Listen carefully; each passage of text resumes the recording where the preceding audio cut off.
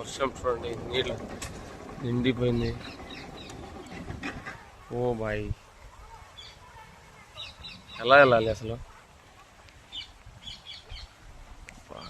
దీన్ని తూము వేయమంటే వేయలేదు, ఆడపడేసారు.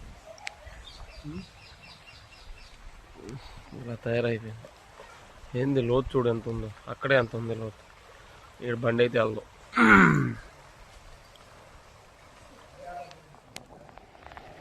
तो समुंदर हो गया, समुंदर సముద్రం అయిపోయింది బ్రో. ఏంది జలపాతం.